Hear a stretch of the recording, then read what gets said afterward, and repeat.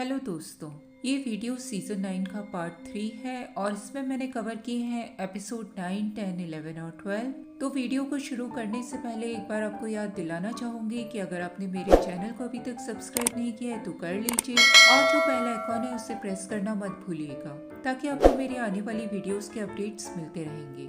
Symmetry के अंदर एरन और उसका पूरा ग्रुप विस्पर्स और वॉकर्स को मारने लग जाता है। वो लोग और बहुत सारे वॉकर्स को अपनी ओर आता हुआ देखते हैं और जीसस की बॉडी को लेकर गेट को लॉक करते हुए वहां से बाहर निकल जाते हैं। वॉकर्स गेट के पास पहुंच जाते हैं। उन्हीं वॉकर्स में से एक वॉकर वहां के गेट को खोल देता है। नेगान अलेक्जेंड्रिया के गार्डन में पहुंच चुका था। वो वहां से एक शॉवल को उठा लेता है। वो इसके बाद मिशॉन के घर के अंदर घुसता है। नेगान जुडिथ के रूम के अंदर पहुंच जाता है। उसे वहां पर लगी हुई कुछ पेंटिंग्स दिखाई देती है। वो वहीं पर रखा हुआ एक कंपास उठा लेता है। सुबह होने के समय नेगान फेंस के पास पहुंच चुका था। वो फेंस से बाहर निकलने की कोशिश करने लग जाता है। नेगान ने इस बीच अपने कपड़े बदल लिए थे। तभी उसे जुडिथ आवाज देकर रोक लेती है। जुडिथ नेगान को बताती है कि अब बाहर उसके लिए कुछ भी नहीं बचा है। नेगान जुडिथ से प्रॉमिस करता है कि वो अब किसी को भी हर्ट नहीं करेगा। जुडिथ नेगान को कहती है कि अगर वो अगली बार उसे दिखाई दिया तो वो उसे जिंदा नहीं छोड़ेगी और जुडिथ नेगान को वहां से जाने देती है। हिलटॉप में तारा, एनेट और एल्डन लोगों के न आने से चिंता कर रहे थे। ल्यूक उन लोगों के पास मदद करने की ऑफर लेकर जाता है। मिशॉन डैरिल को उसकी हेल्प करने के लिए थैंक्स कहती है और उन्हें जीसस की बॉडी हिलटॉप तक ले जाने के लिए सजेस्ट करती है। तभी इस पूरे ग्रुप को पास ही मौजूद एक वॉकर्स का छोटा सा ग्रुप दिखाई देता है। डैरिल ब्रिज के एक तरफ से उन सभी वॉकर्स को घेर लेता है और उन लोगों को अपने क्रॉसबो से मारने लग जाता है। डैरिल एक वॉकर के पैर में एरो मारता है। वो वॉकर जोरों से चिल्लाकर वहीं पर गिर जाता है। वहाँ मौजूद और वॉकर्स उस आदमी को बाइट करने लग जाते हैं। वॉकर्स में घुसे हुए नकली वॉकर्स अलर्ट हो जाते हैं और वो नाइफ निकालकर डैरिल के सामने आ जाते हैं। इधर मिशॉन ने बाकी लोगों के साथ ब्रिज को दूसरी तरफ से घेर लिया था। वो सभी लोग मिलकर उन फॉल्स वॉकर्स को मारने लग जाते हैं। आखिर में उन वॉकर्स में एक लड़की बचती है जो कि उन लोगों के सामने सरेंडर कर देती है। डैरिल उस लड़की के मास्क को उतार देता है। मिशॉन उस लड़की से उसके ग्रुप के बारे में पूछती है। वो लड़की मिशॉन को बताती है कि उसका पूरा ग्रुप मारा जा चुका है और अपने ग्रुप में वो अकेली ही बची हुई है। डैरिल बहुत सारे वॉकर्स को अपनी ओर आता हुआ देखता है और वो उस लड़की को बंदी बनाकर अपने साथ ले लेता है। इधर नेगान उस जगह पर पहुंच चुका था जहां उसने ग्लैन और अब्राहम को मारा था। वो वहीं मौजूद रिवर से पानी पीता है और आगे की ओर बढ़ जाता है। डैरिल और मिशॉन अपने पूरे ग्रुप के साथ जीसस की बॉडी को और उस बंदी लड़की को लेकर हिलटॉप पहुंच जाते हैं। जीसस की बॉडी को देखकर हिलटॉप के सभी रेजिडेंट बहुत ज्यादा शॉक्ड हो जाते हैं। टैमी तारा को जीसस की मौत का बदला लेने के लिए कहती है और उसे हिलटॉप को लीड करने के लिए कहती है। तारा टैमी की बात को सपोर्ट करती है। डैरिल उस बंदी बनाकर लाई गई लड़की को जेल के अंदर बंद कर देता है। वो लड़की ब्लाइंड फोल्डेड थी। मिशॉन उसका ब्लाइंड फोल्ड रिमूव करती है और उसे वार्न करती है। इधर नेगान घूमते घूमते क्लोथ मार्केट के अंदर पहुंच चुका था। नेगान को वहां पर अपने लिए एक लेदर जैकेट मिल जाती है। नेगान उस लेदर जैकेट को पहन लेता है। तभी नेगान के पीछे बहुत सारे डॉग्स पड़ जाते हैं। नेगान किसी तरह से उन डॉग से बचता हुआ क्लॉथ स्टोर के बाहर आ जाता है। इधर ल्यूक और एल्डन जंगल में वॉकर्स को ढूंढ रहे थे। उन लोगों को एक पेड़ पर यूबिको का एरो दिखाई देता है। ल्यूक एल्डन को ट्रीज पे लगे हुए एरोस को फॉलो करने के लिए कहता है। उन लोगों को वहीं पास में मौजूद एक वॉकर्स का हर्ट दिखाई देता है। वो दोनों मिलकर आगे की प्लानिंग करने लग जाते हैं। इधर हिलटॉप में मिशॉन, तारा और डैरिल उस लड़की को इंटेरोगेट कर रहे थे। वो लड़की इन लोगों को अपना नाम बताने से मना कर देती है। वो इन सभी लोगों को बताती है कि वो लोग सिर्फ सर्वाइवल के लिए लड़ रहे थे। मिशॉन के ज्यादा क्वेश्चन पूछने पर वो लड़की अपने आप को अकेला छोड़ देने के लिए कहती है। वहाँ से बाहर निकलकर मिशॉन, तारा और डैरिल को बताती है कि वो अब अलेक्जेंड्रिया वापस जाने का मन बना चुकी है। तारा मिशॉन को कहती है कि मेघना और उसका ग्रुप हिलटॉप के अंदर रह सकता है। अलेक्जेंड्रिया की ओर निकलते वक्त मिशॉन डैरिल से कहती है कि वो लड़की झूठ बोल रही थी और अगर वो लड़की आगे कुछ भी बताने से मना करे तो डैरिल जानता है कि उसे आगे क्या करना है। इन्फर्मरी में सिद्दीक यूजीन को चेक करता है और उसकी नी को बिल्कुल ठीक कर देता है। यूजीन रोशिता को बताता है कि वो बहुत ज्यादा डर गया था। यूजीन उस वक्त रोशिता से अपने प्यार का इजहार कर देता है। रोशिता यूजीन को मना करती है और वहाँ से बाहर निकल जाती है। रोशिता इन्फर्मरी के बाहर आकर वॉमिट करने लग जाती है। सिद्दीक पीछे से आता है। वो रोशिता को चेकअप कराने के लिए सजेस्ट करता है। रोशिता उसे बताती है कि वो प्रेग्नेंट है और उसके बच्चे का फादर सिद्दीक है। यूजीन विंडो से रोशिता और सिद्दीक के बीच हुई बातों को सुन लेता है। इधर नेगान अपनी सेंचुरी में पहुंच जाता है। उसे सेंचुरी डिस्ट्रॉय हुई दिखाई देती है। वहाँ पर नेगान को रीएनिमेटेड रिची दिखाई देता है। नेगान उसे देखकर उससे बातें करता है। इधर हिलटॉप में एरन मिशॉन को गलत समझने के लिए उससे माफी मांगता है। एरन मिशॉन के अलेक्जेंड्रिया को सब लोगों से अलग करने के फैसले को अब सही मानने लगा था। मिशॉन डैरिल को सजेस्ट करती है कि उसे तारा की मदद करने के लिए हिलटॉप में ही रुक जाना चाहिए और उस बंदी लड़की को लगातार इंटेरोगेट करना चाहिए। सेंचुरी में नेगान अकेला काउंसिल रूम में बैठा हुआ था। तभी उसे रिची की आवाजें सुनाई देती है, जो कि एक कमरे के अंदर आकर बहुत जोर से दरवाजे के ऊपर बैंग कर रहा था। नेगान कोर्टयार्ड में मौजूद बहुत सारे वॉकर्स को देखता है। वो उन सभी वॉकर्स को मार डालता है। नेगान रिची को सेंचुरी के अंदर लेकर आ जाता है। वो जुडिथ के कंपास की ओर देखकर मुस्कुराता है और रिची को मार डालता है। इधर हिलटॉप में जीजस के फ्यूनरल की तैयारी हो रही थी। डैरिल उस समय बहुत ही दुखी नजर आता है। वो तुरंत ही उस लड़की के पास जेल के अंदर जाता है। हेनरी डैरिल से बात करना चाहता था, लेकिन डैरिल उसे चुप रहने के लिए कहता है। डैरिल उस लड़की को बहुत बुरी तरह से धमकाने लग जाता है और उसके रहने की जगह के बारे में पूछता है। लड़की डैरिल को बताती है कि हिलटॉप जैसी जगह ज्यादा समय तक नहीं रह पाएंगी और उन लोगों को बाहर निकल कर आना होगा। वो डैरिल से अपनी मॉम के बारे में जिक्र करती है कि उसकी मॉम सेफ रहने के लिए डेड बने रहना पसंद करती है। डैरिल उस लड़की से उनके ग्रुप के बारे में जानना चाहता था। वो लड़की डैरिल को बताती है कि उनके ग्रुप में बस वो और उसकी माँ ही जिंदा बचे हैं। डैरिल समझ जाता है कि वो लड़की झूठ बोल रही थी। वो उसे घसीटते हुए जेल के बाहर लाने लग जाता है। लड़की डैरिल से अपने आप को छोड़ देने के लिए कहती है। डैरिल उसे वापस सेल के अंदर बंद कर देता है। डैरिल जाते जाते हेनरी को भी वार्न करता है। डैरिल के जाने के बाद वो लड़की हेनरी को अपने आप को सपोर्ट करने के लिए थैंक्स कहती है। वो हेनरी को अपना नाम लीडिया बताती है। इधर नेगान एक मोटरसाइकिल को ड्राइव करते हुए रोड के ऊपर आ रहा था। तभी सामने उसे जुडिथ खड़ी हुई दिखाई देती है। जुडिथ उसके ऊपर फायर कर देती है और नेगान रोड के ऊपर गिर जाता है। जुडिथ नेगान को बताती है कि अलेक्जेंड्रिया के लोग उसको ढूंढ रहे थे। नेगान जुडिथ से कहता है कि वो बिल्कुल सही कह रही थी। इस दुनिया में अब उसके लिए कुछ भी नहीं है। वो जुडिथ से अपने आप को अलेक्जेंड्रिया वापस ले जाने के लिए कहता है और जुडिथ नेगान को अलेक्जेंड्रिया की ओर ले जाती है। एनेट और मेघना बाकी लोगों के बारे में डिस्कशन कर रहे थे। इधर एल्डन और ल्यूक को अपने सामने एक वॉकर खड़ा हुआ दिखाई देता है। वो वॉकर इन दोनों को घूर रहा था। तभी अचानक उन लोगों को बहुत सारे वॉकर्स घेर लेते हैं। वो वॉकर्स आपस में विस्परिंग कर रहे थे। उन लोगों का लीडर ल्यूक के हाथ में एक एरो दे देता है और उन लोगों को बताता है कि उन लोगों की खोज अब खत्म हो चुकी है। एपिसोड की शुरुआत में यंग लीडिया को दिखाया जाता है, जो कि अपने पेरेंट्स के साथ एक शेल्टर हाउस में थी। फ्रैंक, जो कि लीडिया का फादर था, वो लीडिया को बताता है कि उन लोगों को कोई भी फॉलो नहीं कर रहा था। एल्फा लीडिया की मदर थी। वो लीडिया को बताती है कि फ्रैंक झूठ बोल रहा है और उसे शांत कराने के लिए उसे एक गाना सुनाने लग जाती है। हिलटॉप में लीडिया हेनरी को अपनी लाइफ की कहानी सुनाती है। हेनरी लीडिया को कैरोल के बारे में बताता है, जो कि उसको बचाने के लिए कुछ भी कर सकती थी। हेनरी के पूछने पर लीडिया को अपने फादर फ्रैंक का डाइंग मोमेंट याद आ जाता है, जो कि उस वक्त घायल थे। लीडिया हेनरी को बताती है कि उसकी मॉम बहुत ज्यादा स्ट्रिक्ट है और वो किसी की भी गलती को जल्दी माफ नहीं करती। सेल की विंडो के बाहर बैठा हुआ डैरिल इन दोनों के बीच हो रहा पूरा कन्वर्सेशन सुन रहा था। इधर तारा और मेघना एल्डन और ल्यूक को ढूंढने जंगल में पहुंच चुके थे। उन लोगों को एक हॉर्स के ऊपर झुका हुआ वॉकर्स का हर्ट दिखाई देता है। वो दोनों उन सभी वॉकर्स को मार डालते हैं। कॉनी हॉर्स के गले में बना हुआ नाइफ का घाव देख लेती है। तारा समझ जाती है कि लीडिया ने अपने ग्रुप के बारे में उन लोगों से झूठ कहा था और लीडिया और उसकी मॉम के अलावा विस्पर्स का एक पूरा ग्रुप बाहर मौजूद है। तारा उन सभी लोगों को वापस हिलटॉप लौटने के लिए कहती है। वो हिलटॉप जाकर पूरी प्लानिंग के साथ विस्पर्स का सामना करना चाहती थी। इधर हिलटॉप के सेल में हेनरी अपना एग लीडिया को दे देता है। लीडिया हेनरी से पूछती है कि वो उससे इतना अच्छे से पेश क्यों आ रहा था। हेनरी उसे अपने बारे में बताता है कि वो और उसकी फैमिली बहुत कुछ झेल चुके हैं और उसके बाद उन लोगों को कुछ अच्छे लोग मिल गए थे जिन्होंने उनके लिए आने वाली चीजों को आसान कर दिया था। लीडिया हेनरी को कहती है कि उसके फादर कहा करते थे कि चीजें दोबारा से अच्छी कभी भी नहीं होती। इस मोमेंट पे एक और फ्लैशबैक दिखाया जाता है। फ्रैंक बाकी लोगों के साथ उस शेल्टर हाउस को छोड़कर बाहर जाना चाहता था क्योंकि उस शेल्टर हाउस में मौजूद सप्लाईज खत्म होने वाली थी। अल्फा अपनी बेटी को प्रोटेक्ट करने के लिए वहीं पर रुकना चाहती थी। फ्रैंक को अल्फा के ऊपर बहुत ज्यादा गुस्सा आता है। वो अपनी बियर्ड को काटने लग जाता है। वो अल्फा को क्लियर करता है कि अभी तक उसने उसके मन मुताबिक काम किया था और अब वो अपने मन मुताबिक काम करेगा। अल्फा एक बार फिर से लीडिया को डिस्ट्रैक्ट करती है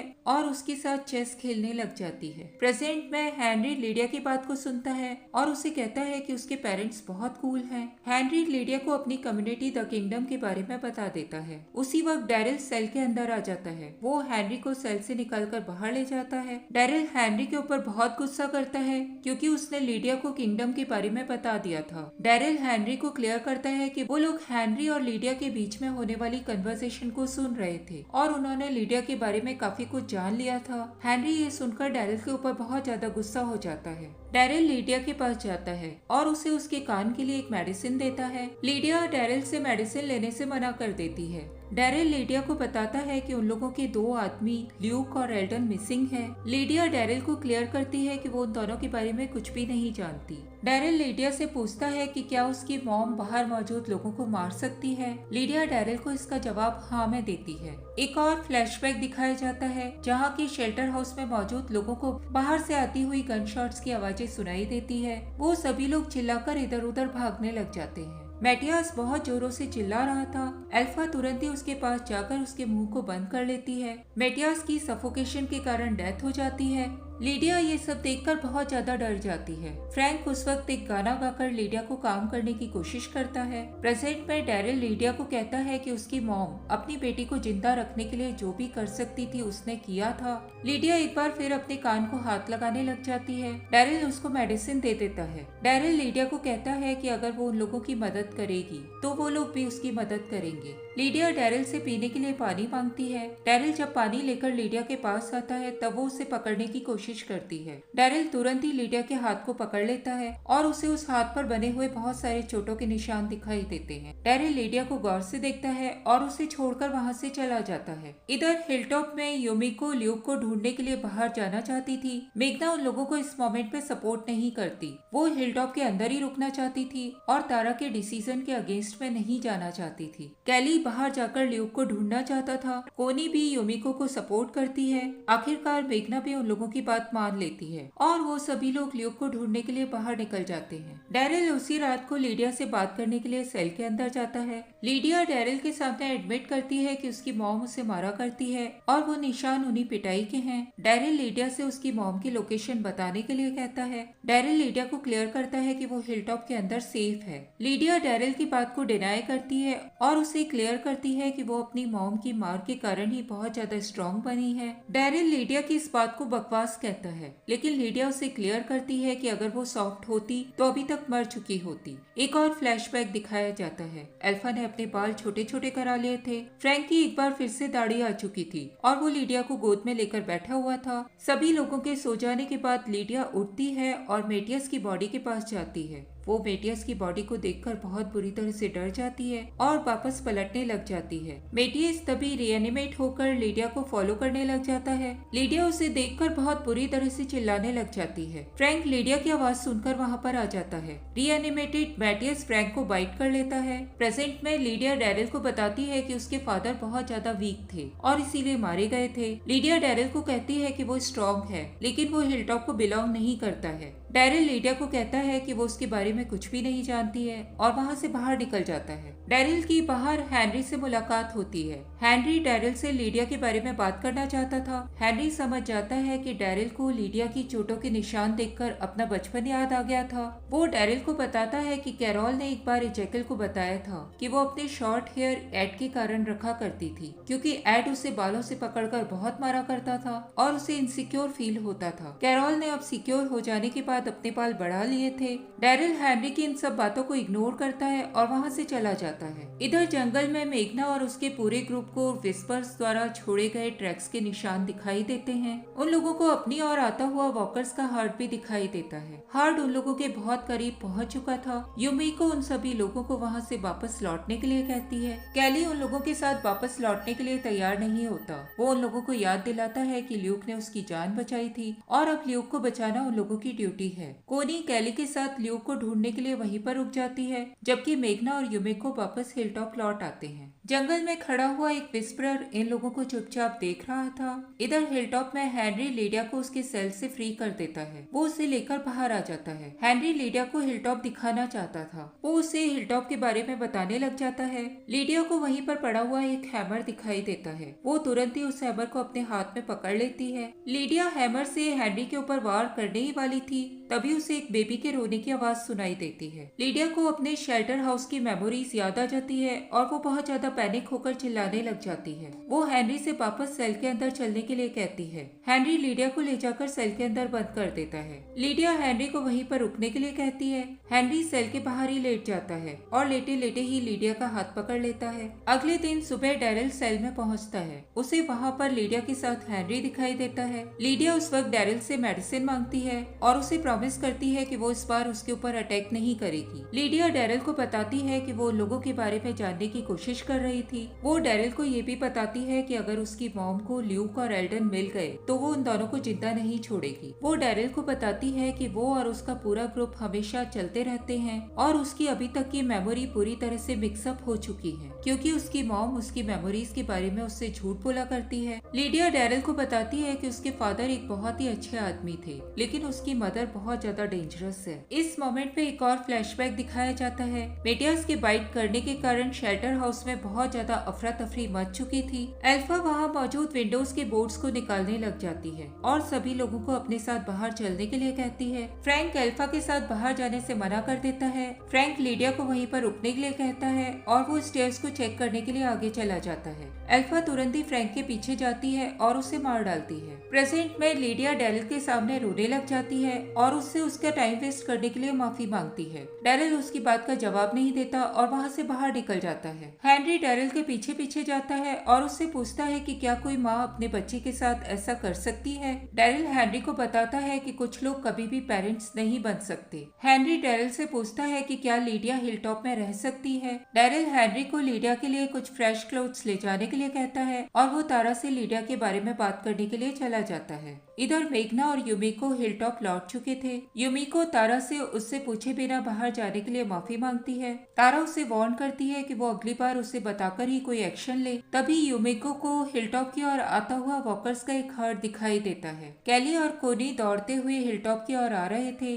कैली को गार्ड्स तुरंत ही हिलटॉप के अंदर ले लेते हैं, जबकि कोनी वहीं मौजूद फील्ड के अंदर छिप जाती है। तारा चिल्लाकर डैरिल और मेघना को गार्ड पोस्ट तक आने के लिए कहती है। एल्फा अपने पूरे विस्पर्स के ग्रुप के साथ हिलटॉप के दरवाजे के बाहर आ चुकी थी। वो हिलटॉप के लोगों को क्लियर करती है कि वो वहाँ पर अपनी बेटी को लेने के लिए आई थी।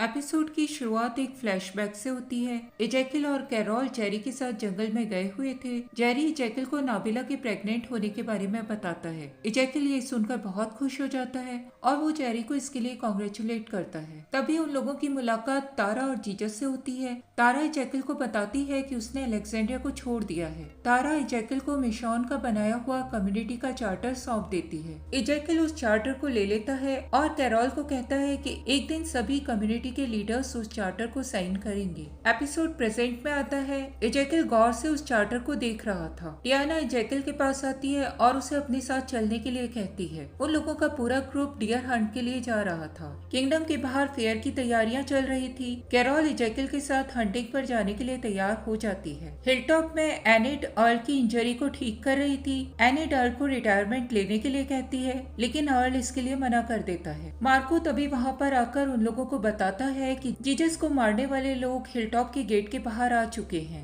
एल्फा अपने सभी विस्परर साथियों के साथ हिलटॉप के बाहर खड़ी हुई लीडिया के आने का वेट कर रही थी। डैरिल उन लोगों को वहां से जाने के लिए कहता है। एल्फा के इशारा करते ही वहां और ज्यादा विस्परर्स आकर इकट्ठा हो जाते हैं। मेघना अल्फा से पूछती है कि क्या उसने उनके लोगों को मार दिया है। अल्फा मेघना को कहती है कि उसने अभी तक लोगों को नहीं मारा है, लेकिन अगर हिलटॉप के लोग उसकी बात नहीं मानेंगे तो उन दोनों के बीच में लड़ाई जरूर होगी। कोनी इधर कॉर्नफील्ड के अंदर छिपी हुई थी। बहुत सारे विस्परर्स उसके पास से गुजरते हैं और वो कोनी को नहीं देख पाते। डेरिल अल्फा से फेस टू फेस बात करने के लिए बाहर आ जाता है। जंगल में जैकिल कैरोल को एक ग्रुप के साथ वापस किंगडम जाने के लिए कहता है। वो किसी और काम से आगे जाना चाहता था। कैरोल के पूछने पर इजेकिल उसे बताता है कि उसे फेयर के लिए एक बहुत इंपॉर्टेंट चीज चाहिए थी और वो उसे लेने के लिए दूसरे ग्रुप के साथ जाने वाला था। कैरोल अकेले किंगडम वापस लौटने से मना कर देती है और वो जैकिल के साथ एक मूवी थिएटर के बाहर पहुंच जाती है। इधर अल्फा अपने आदमियों को इशारा करती है। उसके आदमी एल्डन और ल्यूक को वहां पर लेकर आ जाते हैं। अल्फा अपनी बेटी के बदले ल्यूक और एल्डन को छोड़ने के लिए तैयार थी। डेरिल को तभी वहां पर एक बेबी के रोने की आवाज सुनाई देती है। वो एक विस्परर के हाथ में एक बेबी को देख लेता है। इधर मूवी थिएटर के पास पहुंचने पर एजेकिल कैरोल को बताता है कि उन लोगों को प्रोजेक्टर बल्ब की जरूरत है,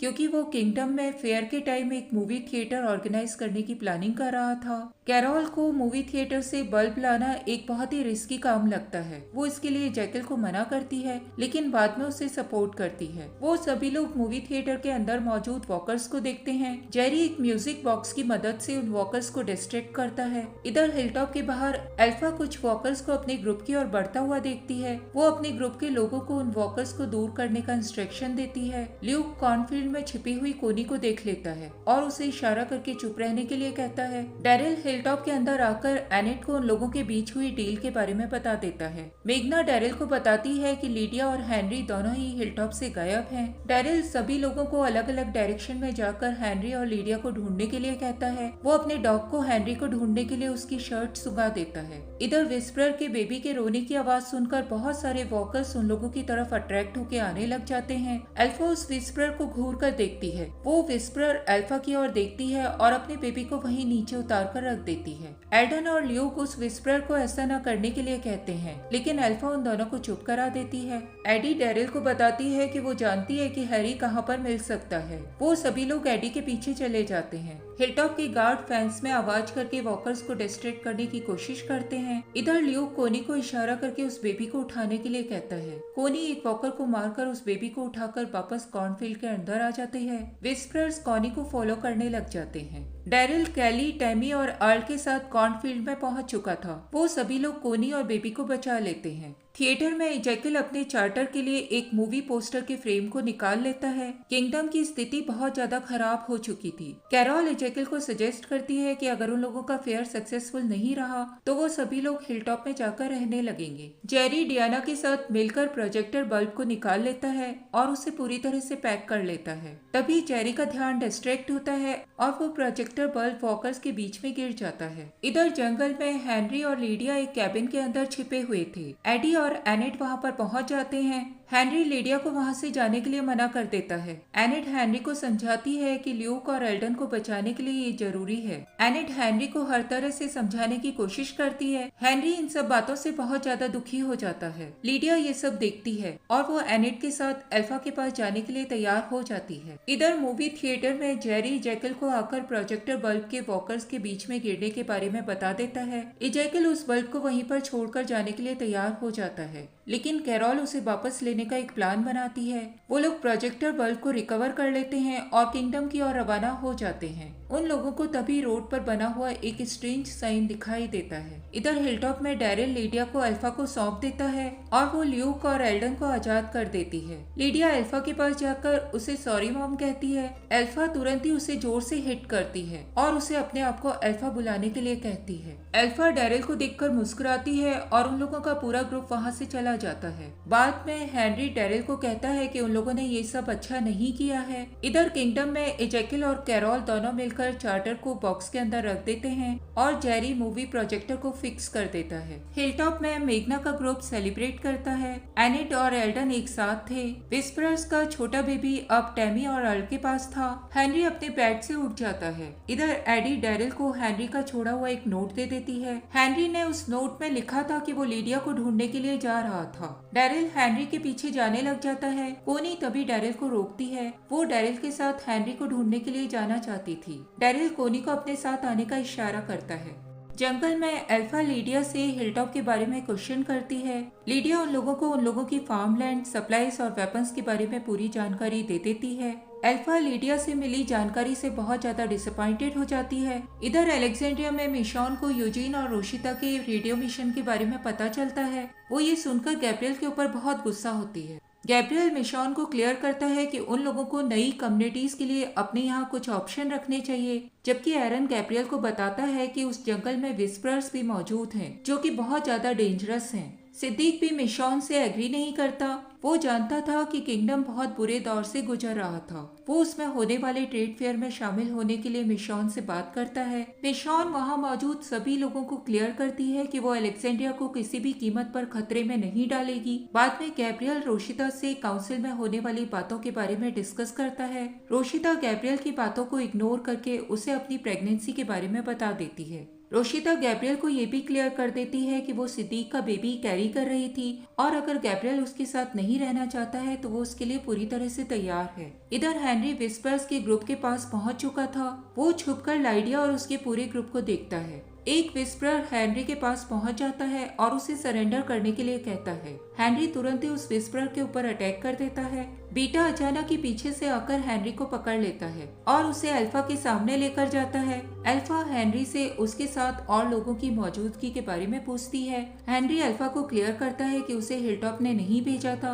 और वो वहाँ पर अकेला आया था। लीडिया, जो कि उस वक्त अल्फा के पास ही खड़ी हुई थी, वो आगे बढ़ती है। हेनरी को स्टूपिड कहकर उसके मुंह पर एक पंच मारती है। अल्फा हेनरी को बंदी बना लेती है। इधर अलेक्जेंड्रिया में यूजीन गैब्रियल से रोशिता की प्रेगनेंसी के बारे में बात करता है। वो गैब्रियल को समझाने की कोशिश करता है कि रोशिता उसे बहुत प्यार करती है। वो गैब्रियल को रोशिता को देने के लिए स्वेट पैंट्स भी दे देता है। इधर जंगल में अल्फा लीडिया से हेनरी के बारे में पूछती है। लीडिया ने हेनरी के बारे में अल्फा को कुछ भी नहीं बताया था। अल्फा लीडिया को क्लियर करती है कि हेनरी ने लीडिया के लिए अपनी जिंदगी को खतरे में डाला था और लीडिया जरूर हेनरी के बारे में उससे कुछ छुपा रही थी। वो सभी लोग विस्पर्स के कैंप तक पहुंच जाते हैं। वहाँ पर हेनरी को बिना मास्क के बहुत सारे विस्पर्स दिखाई देते हैं।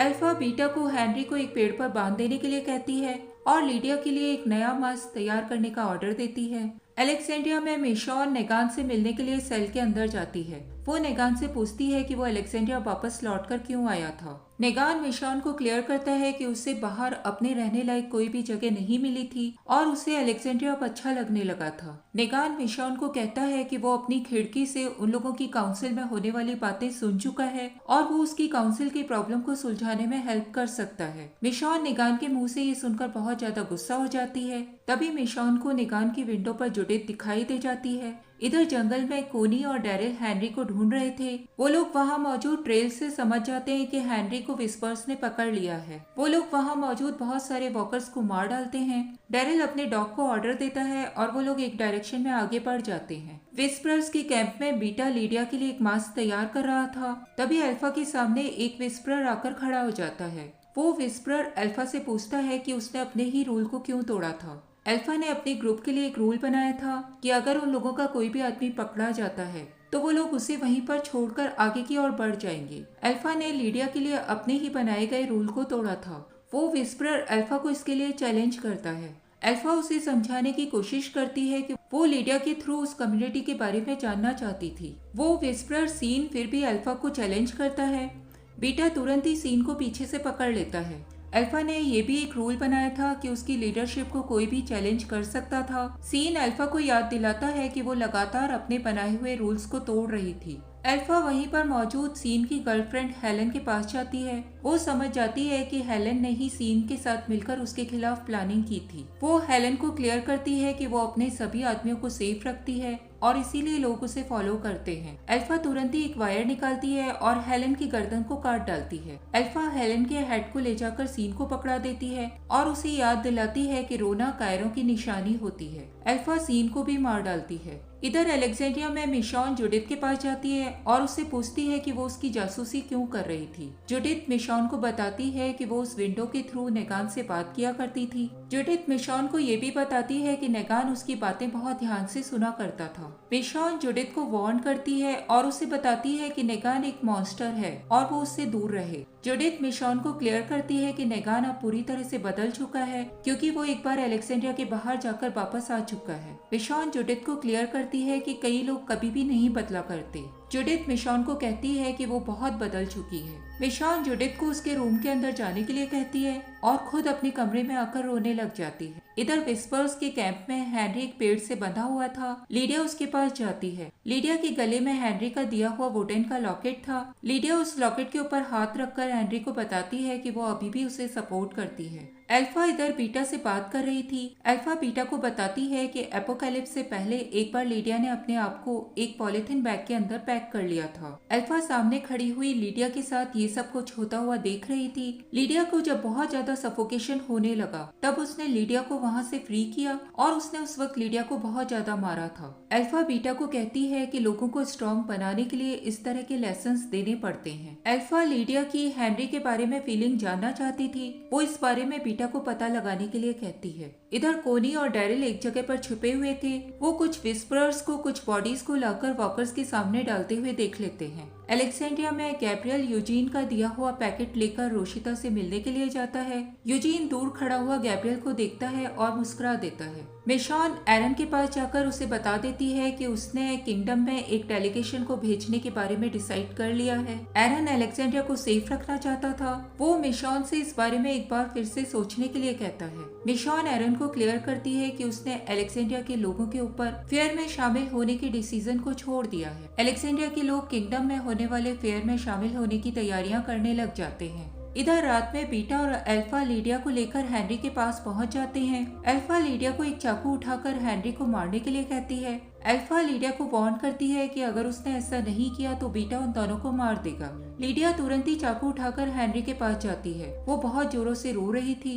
अल्फा लीडिया को वार्न करती है कि उसे उसके फादर के समान वीक नहीं होना चाहिए। तभी अचानक वहाँ पर वॉकर्स का एक ग्रुप पहुँच जाता है। वो वहाँ मौजूद विस्पर्स को बाइट करने लग जाते हैं। अल्फा और बीटा उन वॉकर्स को देखकर अपना अपना मास्क पहन लेते हैं और उन वॉकर्स के बीच में चले जाते हैं। उन वॉकर्स के बीच में डैरिल और कोनी भी मौजूद थे। उन लोगों ने विस्पर्स के ही समान मास्क पहना हुआ था। वो दोनों हेनरी को छुड़ा लेते हैं और उसे अपने साथ आने के लिए कहते हैं। हेनरी जाते जाते लीडिया का हाथ पकड़ लेता है और वो सभी जंगल के अंदर चले जाते हैं।